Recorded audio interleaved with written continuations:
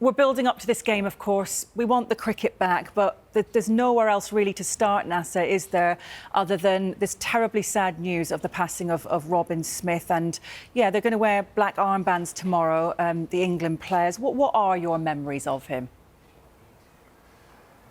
Very fond memories, to be honest. Sad news breaking yesterday. We're all in Brisbane, and a lot of the England fans and players had seen him only a week or so ago in Perth. He was such a great player, such a great bloke.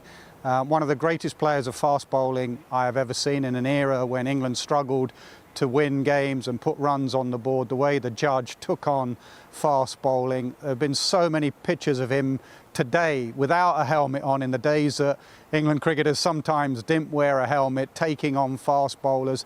I don't think I've ever seen a batter cut a ball as hard as Robin Smith used to play that square cut. And some of the tributes that I've read today and seen on social media, firstly about the player and what a dynamic player, and how much England fans loved having Robin Smith, and Hampshire fans. I think we should mention Hampshire as well in this, because he was such a fine player. Him and his brother Chris Smith, Gordon Greenidge, that is some top three for Hampshire, and Hampshire fans will miss Robin Smith as well. But as a player at the top of the order, he was an outstanding cricketer. But my memories are as a person, a lovely man. My first tour, 89, 90, I'd just come out of university, went on a tour of the Caribbean, and you had Gooch, and you had Lamb, and you had Robin Smith, some of the all-time greats in the batting lineup. And Robin could not have been kinder to some young 21-year-old, took me under his wing. He was nervous cricketer, for all that bravado and the way he took on fast bowling. He was actually quite nervous, quite shy, but a genuinely lovely bloke. And it's good to see that England players will acknowledge, because he was with the Lions last week. Rob Key and Andrew Flintoff got him along to talk to some of the younger Lions players and pass on his thoughts about batting. And my thoughts are with Robin's family and the England players that played with him, and the Hampshire players that played with him. We will all miss Robin Smith, the person and the player. Yeah, yourself included in their thoughts with you, and everyone, of course, who knew him, and his family first and foremost. Quite right, Nasser. Look, focusing on this then, England have made the one change for the second test. Do you think they've gone for Will Jacks as Mark Wood's replacement? Yeah, I think it's the right thing to do. Obviously, Mark Wood injured. Five seamers always seems a lot anyway, but they had to in the last game at Perth because of the conditions, a bouncy Perth pitch, as we saw, wickets tumbling, but also because three of those seamers were Wood, Archer, Stokes.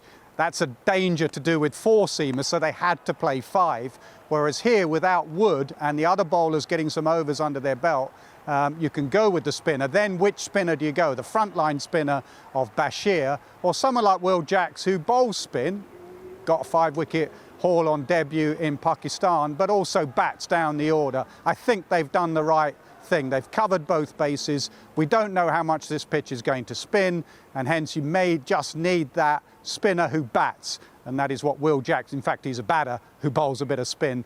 He's a very good cricketer, and I think England have gone the right way.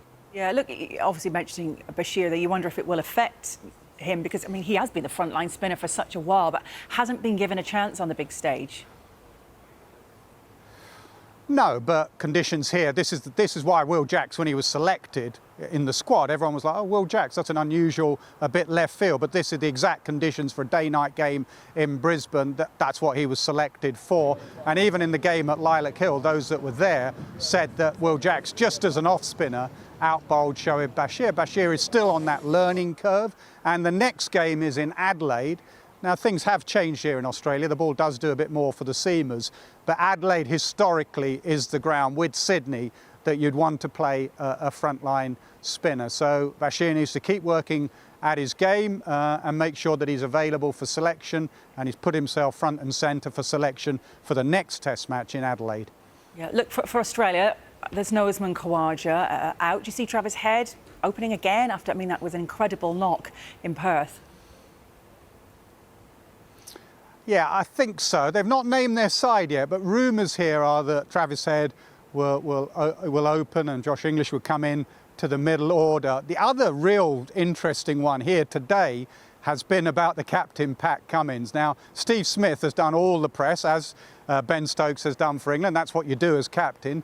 There is still a bit of a rumour around here that Pat Cummins might just go out for the toss tomorrow. Pat Cummins wasn't named in the squad, but he was travelling with the team to get fit for the next Test match. But things have gone so well. He has been around, and there was a big hug between him and the Australian coach, Andrew McDonald. And there's still a bit of a rumour that tomorrow Pat Cummins may well come into the Australian side. We will have to wait and see, because they are announcing their side like they used to in the old days. They're announcing their side at the toss. Makes it all a bit more exciting, doesn't it? Tell us about the pink ball then. Of course, I mean, Australia's pink ball record, formidable, 13 wins in 14 games. I believe you've got the pink ball with you right there. What's the main difference then with this ball to the red one? And look, why are Australia so good in these day-night tests? Well, obviously they've played more. They have played 14. England have only played 7. And also, so they're used to conditions. They've got the greatest pink ball bowler there has ever been. Mitchell Starc has 81 wickets in pink ball test matches at around about 17 or 18. He is by far the best, way ahead of everyone else. What's the difference? It swings around. We're just about, you've come to us at the perfect time, 6:23 local time. Sun sets here 6:30. So this twilight period can be quite difficult for the batters to pick up the pink ball. It also now starts, especially if it's new, it now starts swinging under the lights, and starts swinging for longer. So red ball, red kookaburra may swing for 15 overs.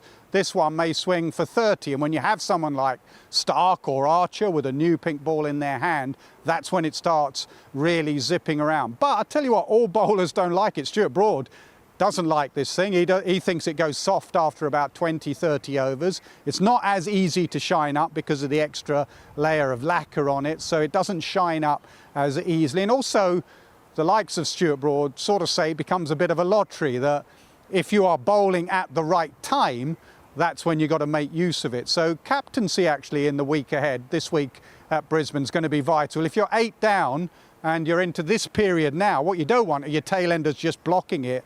You want them to play some shots, or you might even declare and say, this is a perfect time to bowl with the pink ball. Let's get out there bowling. So with the red ball, the phases of the game sort of are natural and has been going historically for as long as the game's been played.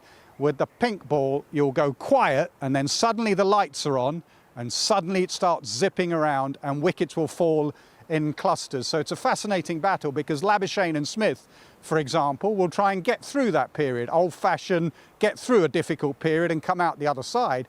England, their coach and their mantra is run towards danger.